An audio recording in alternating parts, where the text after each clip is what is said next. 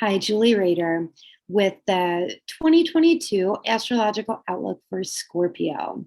So if you haven't subscribed to my channel, please do. It helps me grow the channel.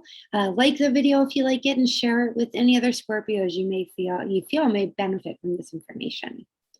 So Scorpio, in January, we have our first Mercury retrograde of the year. We have 3 or 4 every year. This is happening in Aquarius, and this is happening in your 4th house. So anytime Mercury goes retrograde, it has us reflecting on different areas of life, depending what house it's in. And for you, this is your house of home and family.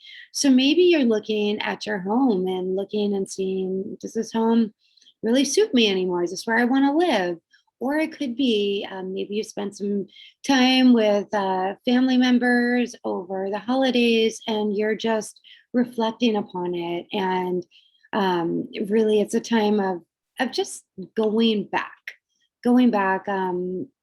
It's a time to revise and finish things. Maybe you started a home project a while ago and you got really busy with life, work, or whatever. And in January, maybe you feel like starting up on that project again.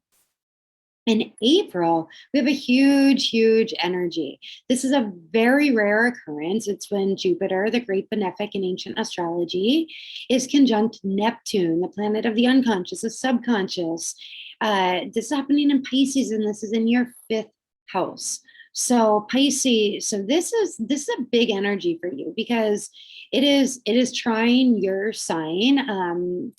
It would depend on the degrees, but you will be feeling it. And Scorpio, you are one that digs and goes into the unconscious and the subconscious quite easily, like Pisces does, like Neptune does. So you could be getting some huge spiritual downloads at this time. I highly encourage you to be doing spiritual work. Really do the visioning of what you want to be true in your life and make it a reality. This is the kind of conjunction where the law of attraction is highly active. This is happening in your 5th house, which is creativity, children, fun, romance. So be more childlike.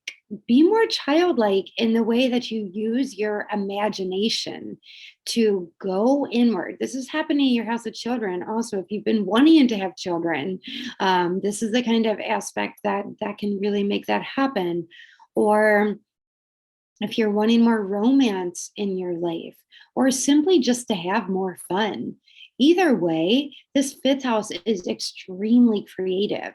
So simply just tapping into that 5th house creative energy to create, envision, make vision boards of what you want. I cannot emphasize it enough how powerful this energy is. We also in April have a solar eclipse happening in Taurus in your 7th house, which very well could bring you romance and a relationship, like a life partner type relationship. If you're not in a relationship already, if you are in a relationship, there could be a renewal of that energy. Or maybe it's a business partner, or just if you're doing something where you have audiences of people, it could bring you more of an audience. It could get you out into the limelight. And then in May, we have Mercury retrograde in Gemini. This is your 8th house. So 8th house is a house you are very familiar with. It's the house of death and rebirth. It's the house of deep psychological digging. Mercury retrograde there, you will be digging and going inward and removing anything that you no longer need. You are so good at this, Scorpio. This Mercury retrograde will have you going in and doing the work so you can continue clearing out old energy so that you may allow new positive energy in. Also in May, we have a lunar eclipse in Scorpio. This is in your 1st house. Your 1st house is your house, how you step out into the world. It's your body. It is so with a lunar eclipse in your sign, you're going to be feeling all these eclipses a lot for the next 18 months because it's on the Taurus Scorpio cusp axis, meaning that you and Taurus will be feeling these. So it's going to be your first and seventh house activated a lot.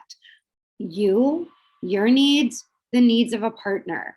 This is the kind of energy that could bring beginnings or end to relationships. Then we have Jupiter moving out of Pisces into Aries, also in May, and that'll be in your sixth house. So that's your house of health. It's a house of pets. Maybe you decide to bring a new pet into your life. Maybe something changes on your work front. Maybe you simply are changing up your exercise or your dietary routine. And then in September, we have Mercury going retrograde again in Libra in your 12th house.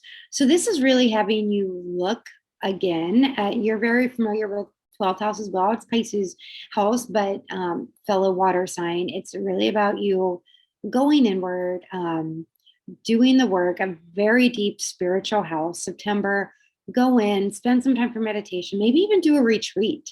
They say not to travel during Mercury retrograde. I feel like, especially if it's a road trip or if you're going to go on a retreat and go inward, it's worth it. Do it. And maybe if you are getting on an airplane, just pack a carry-on instead of checking a bag. And then in October, we have Mars going retrograde in Gemini in your eighth house. Mars is motivation, but when it goes retrograde, it really brings that energy inward. When it's eighth house, again, that's your house. It is the house of death and rebirth. It's the house of transformation. It's the house of sex and sensuality and deep, deep connection to another person. When Mars goes retrograde here, at the same time, Mercury is moving into your sign in Scorpio in the first house, creating what we call mutual reception. So that's a first house and eighth house activation.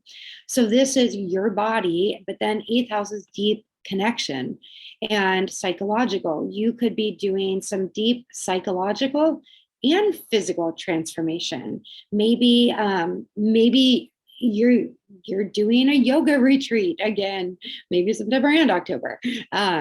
Maybe you're again just continuing to dig out the old energy, so much so on a psychological level that it is really radiating out how you step out into the world.